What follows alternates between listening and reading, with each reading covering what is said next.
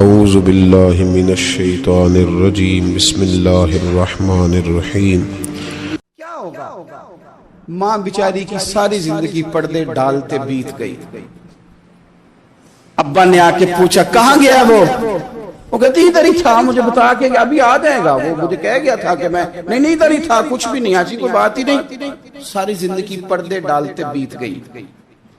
ابا کئی دفعہ گھر میں لڑائی کی، بیٹے کو مارا، اماں نے آگے بڑھ کے پتر کے حصے کی مار بھی کھائی، لیکن اسی بیٹے کی شادی کر دی تو اماں کو پتا چلا کہ اوہو میں تو سمجھدار ہی نہیں تھی، میرا تو پتر مجھے کہہ رہا ہے اماں تو بھی تو کبھی سیانی ہو جایا کر، اگر وہ بولتی ہے تو تو ہی چپ کر جا، تو پھر اسے احساس ہوتا ہے کہ اوہو میں تو ساری زندگی بیوقوف رہی، میں تیرا دفاع کرتی رہی، تیرے حصے کے تھپڑ کھاتی رہی، اور مجھے آج تو نے بتایا کہ تو سیانی نہیں تھی، آج تو نے بتایا کہ تو عقل مندی نہیں تھی، اماں تجھے کیا پتا، میری بیوی کے سامنے تو ہی سیانی ہو جا۔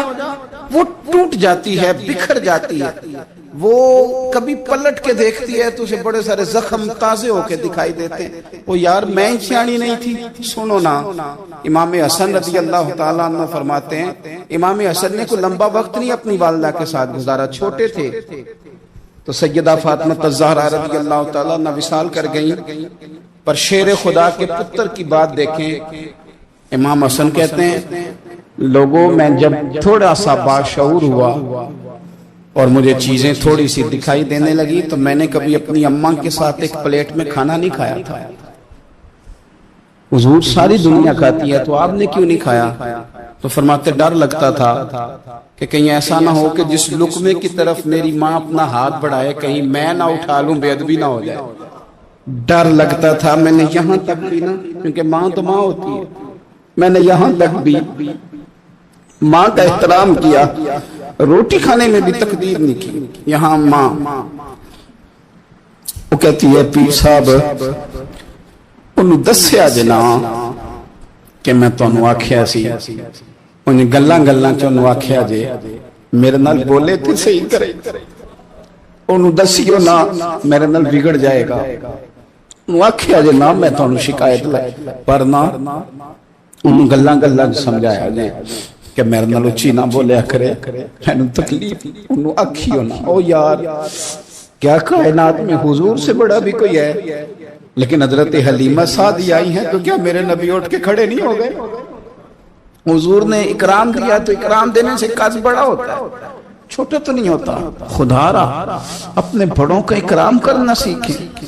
انہوں نے کسی نے آپ کو جگہ دی ہوگی، کسی نے آپ کو نوکری دی ہوگی، لیکن ماں باپ نے تو زندگی دے دی، اولاد جوانیاں دے دی، سارا کچھ دے دیا، اور بچے ہیں کہ سمجھتے ہیں احترام کے جذبے اپنی طبیعت میں لائیں، بے ادب نہ بنے، سوء ادب نہ کبھی کریں، آپ نہ کبھی کوئی ایسا کام نہ کریں جس سے نہ تکلیف بڑھے، جس سے آزمائش بڑھے۔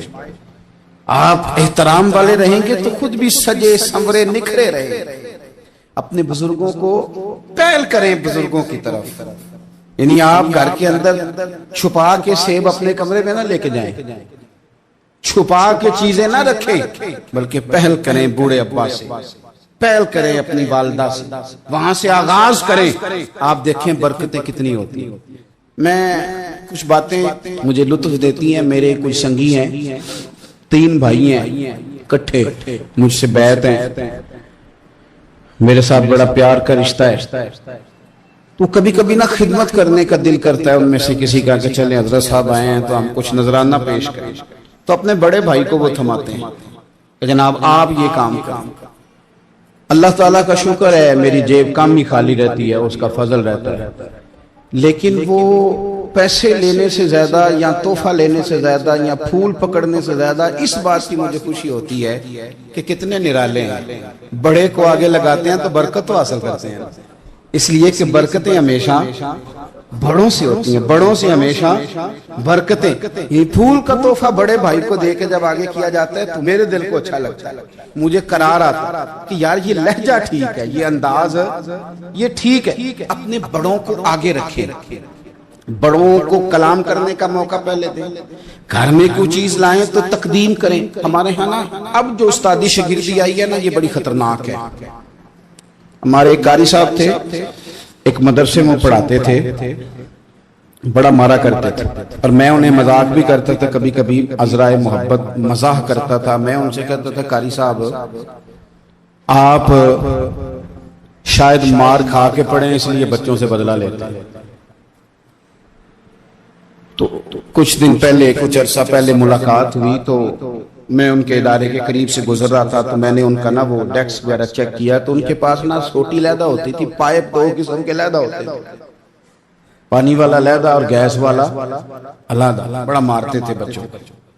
مجھے بھی اختلاف تھا اس بات سے، میں ان کو گزارش بھی کرتا تھا، تو میں گیا تو وہ جس طرح وہ خیر استاد کمال کے تھے، انہوں نے بڑے کامیاب حافظ تیار کیے، اور ویسے بھی بندہ بڑا بااصول، بڑے اچھے، بڑے نفیس۔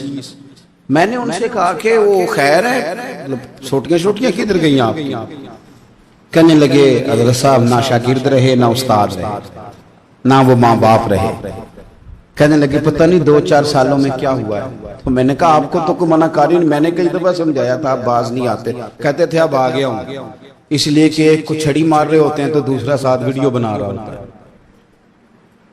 پہلے طالب علم اس طرح کی توہین کا رویہ استادوں کے ساتھ نہیں کرتے تھے، وہ کہتے تھے جیسے بھی ہے فیض استاد سے لینا ہے۔ اب آپ ذرا گھور کے دیکھیں تو کہتے ہیں لاؤ کتابیں، جا رہا ہوں بڑے مدرسے، بڑے کالج، بڑے اسکول۔ میں نے اپنی زندگی میں دیکھا کہ ہمارے بڑے کہتے تھے، کبھی گارا کے بتاتے نا استاد جی نے مارا ہے تو کہتے تھے کسی غلطی سے مارا ہوگا، اور اس طرح کے سخت لفظ بولتے تھے کہ ہمیں لگتا تھا کہ ہمارے بزرگ ہمارے ساتھ زیادتی کر رہے ہیں۔ وہ کہتے تھے کہ منو ہڈیاں چاہیے نے پڑیا ہو رہے، یہ لفظ کہتے تھے میرے ابا جی میری اماں، ہڈیاں دیا جی سانو پر دیا جی پڑیا۔ اب کیا ماحول ہے، ڈر آتا ہے، چے گھورتے ہیں۔ ان کی اماں آگے کہتی ہے تو 8,000 کا مولوی ہے، میرا 1.25 کروڑ کا بچہ ہے، تیری طاقت کیسی ہوئی چودھری کے بچے کو ہاتھ لگانے؟ اتنی تیری جرت کہ میں نے میرے بیٹے کو ہاتھ لگایا، کروں گی نا کل بندے اکٹھے تیری کراؤں گی چھوٹی مسجد سے، تو اتنی تیری طاقت کہ تو میرے بچے کو مارے۔ ہم نے نا پرموٹ کی چیزیں، پرموٹ۔ حضرت خواجہ حسن بصری رحمت اللہ علیہ فرمایا کرتے تھے ادب نہ ہو تو علم آ ہی نہیں سکتا، اس لیے کہ کتابیں رہنمائی کرتی ہیں، کتابوں کی ترجمانی تو استاد نے کرنی ہے۔ تو اگر آپ وہ احترام ہی نہیں ہے، وہ طبیعت ہی نہیں ہے، وہ ذوق ہی نہیں ہے، سیکھنے کا وہ خاص جذبہ ہی نہیں ہے۔ ہمارے اصحاب رحمت اللہ علیہ فرمایا کرتے تھے بہت سارے لوگ بڑے بڑے درویشوں کے پاس جا کے خالی آتے، حضور کیوں؟ فرماتے تھے اس لیے کہ کشکول سیدھا نہیں کرتے، پیالہ سیدھا نہ ہو تو خیرات آیا نہیں کرتے، ادب نہیں کرتے، احترام نہیں کرتے، پیالہ سیدھا نہیں کرتے۔ پیالہ سیدھا نہ ہو تو وہ تو جو دینا ہو وہ بھی نیچے گر جاتا ہے۔ احترام، ایک شخص نے نا حضرت سیدنا امیر معاویہ رضی اللہ تعالیٰ عنہ سے کہا کہ میں نے زیارت کرنی ہے حضرت امام حسین رضی اللہ تعالیٰ عنہ، مدینہ شریف جا رہا ہوں، میں نے ان کو پہلے دیکھا نہیں ہوا، تو مجھے بتائیے امام علی مقام رضی اللہ تعالیٰ عنہ کو میں کیسے پہچانوں گا؟ تو ابن عساکر دیکھیے گا حضرت امیر معاویہ رضی اللہ تعالیٰ عنہ فرمانے لگے تو مدینہ شریف جانا، ایک شخص لوگوں کے حلقے میں بیٹھ کے لوگوں کو دین پڑھا رہا ہوگا، مسجد نبی میں وہ چمکتا ہوا چہرہ لوگوں کو قرآن و سنت کی تعلیمات سے روشناس کر رہا ہوگا، اور فرمایا اس کے ارد گرد لوگ اس ادب سے بیٹھے ہوں گے کہ جیسے ان کے سروں پر پرندے بیٹھے ہوئے ہیں، ذرا حرکت کی تو پرندے اڑ جائیں گے۔ فرمایا جب وہ نورانیت والا ماحول تم دیکھو اور اتنے با ادب شاگردوں کے بیچ بیٹھی ہوئی ایک نورانی ہستی کو دیکھو تو سمجھ لینا وہی حسین ابن علی، وہی ہے امام علی مقام امام حسین، کہ جو اس احترام کے ساتھ لوگوں کو انہوں نے آداب سکھائے ہیں، اس طرح انہوں نے لوگوں کو سمجھایا ہے کہ ان کے شاگردوں کا یہ رنگ ہے کہ وہ تو سر نہیں ہلاتے کہ کہیں پرندہ نہ اڑ جائے۔ اس انداز میں جب لوگ، مجھے بات یاد آ گئی، امام احمد بن حنبل رحمت اللہ علیہ بہت بڑے محدث تھے، تو مجھے پتہ ہے اگر آپ مجھ سے پوچھیں گے نا اس دور میں فقہ سب سے بہترین کس کو آتی ہے تو میں آپ کو بتا سکتا ہوں، کیونکہ میرا شعبہ ہے نا۔ آپ پوچھیں گے صرف نحو کا استاد کون اچھا ہے تو میں بتا دوں گا کہ کہاں پہ ہے، کون ہے، میرا شعبہ ہے. اسی طرح سے میڈیکل کے شعبے سے وابستہ لوگوں سے آپ پوچھیں گے کہ ہارٹ کا ڈاکٹر کون سا اچھا ہے تو بتا دیں گے. پوچھیں گے بھئی میں نے ایک ناک کان گلے کے ڈاکٹر کے پاس جانا ہے، تو جس کا جو شعبہ ہے اسے پتا ہوتا ہے. مدرسے کے بچوں کو بھی پتا ہوتا ہے کہ کون سا آدمی کہاں بہترین پڑھانے والا ہے. ایک بزرگ تھے شاہ بقی الدین ابن مخلد، وہ کہتے ہیں مجھے پتا چلا کہ اس دور میں نبی کریم علیہ السلام کی حدیث جو سب سے بہترین پڑھاتے ہیں وہ امام احمد بن حنبل ہیں. ان کو حضور کی حدیث سے جو خاص شغف ہے وہ کسی اور کو نہیں. کہتے ہیں میرے دل میں لو لگ گئی، حالانکہ میں امیر گھرانے سے تھا.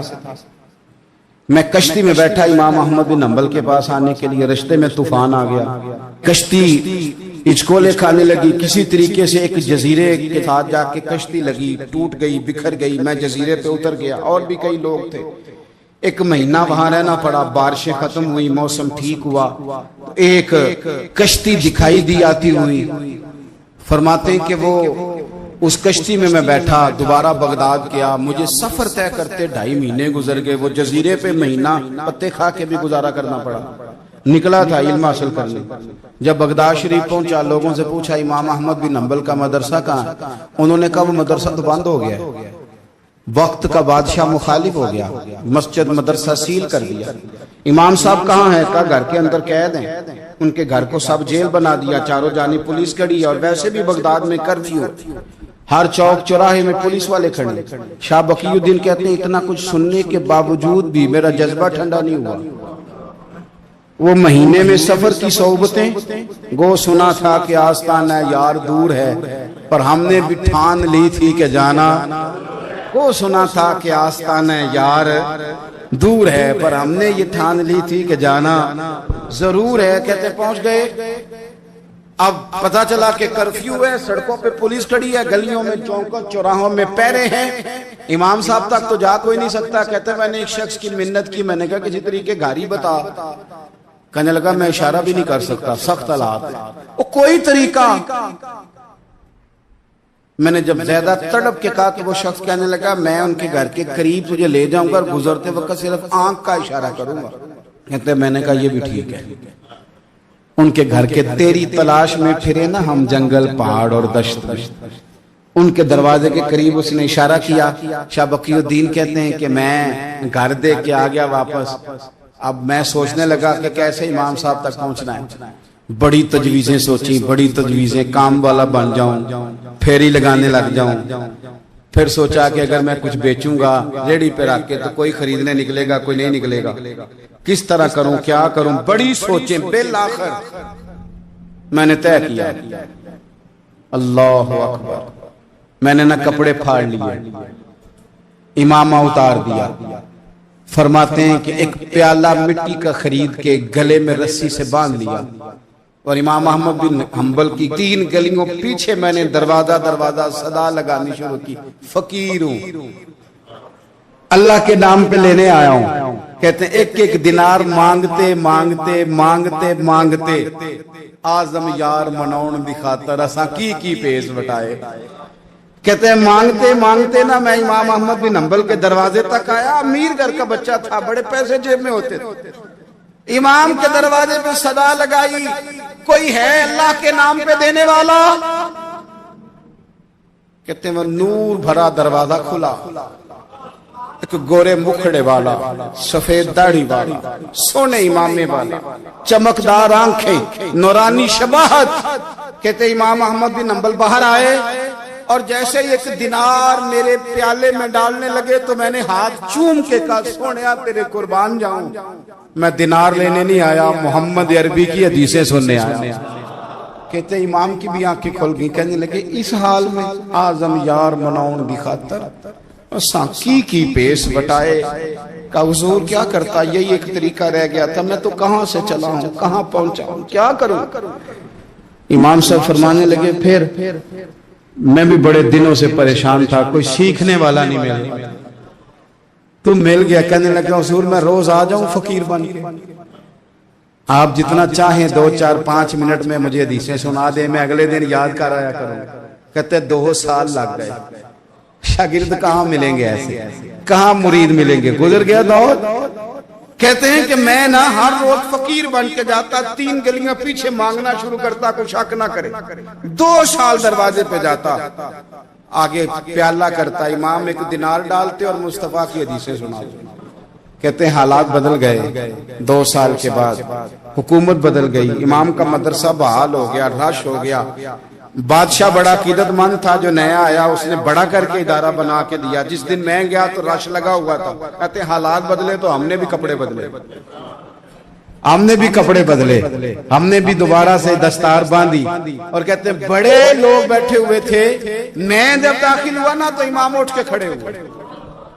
آپ فرمانے لگے پتر ادھر آ، تو آگے آ کے بیٹھ، لوگ دین سیکھنے آتے ہیں، تو فقیر بن کے مانگنے آیا تھا، اور میں بھی باقیوں کو پڑھایا کرتا تھا، تجھے میں دیا کرتا تھا، اور اب باقی پڑھا کریں گے، تجھے دیا جائے گا، اور آج تجھے سینے سے نکال کے دیا کروں گا۔ زمانے بدل گئے، حالات بدل گئے، وہ شخص چلا گیا، کون حکمران تھا کون نہیں تھا، لیکن استاد شاگرد کے ادب کی داستان قیامت تک باقی رہے گی۔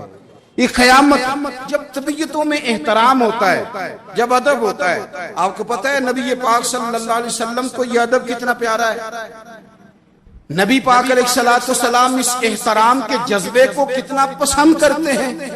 اللہ کے پیارے رسول صلی اللہ تعالی علیہ وسلم اس جذبہ احترام سے کتنے راضی ہوتے ہیں۔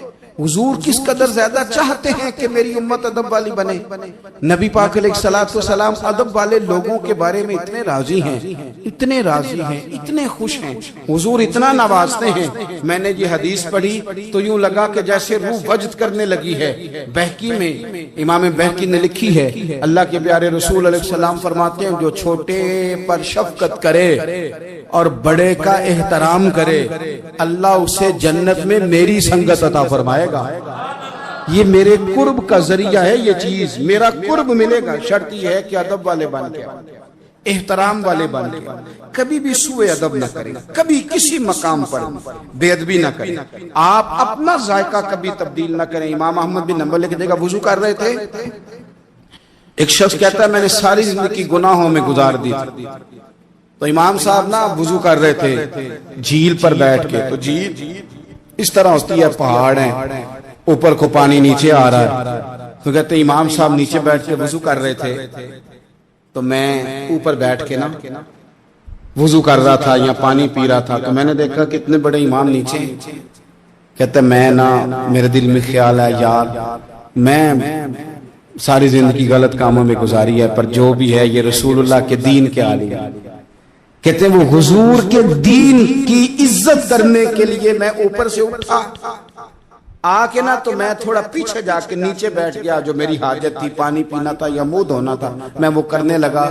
کہتے ہیں امام صاحب نے بھی یوں نظر میری طرف دیکھی، پتہ نہیں انہوں نے کیا دعا دی کہ رب نے مجھے توبہ کی توفیق عطا فرما۔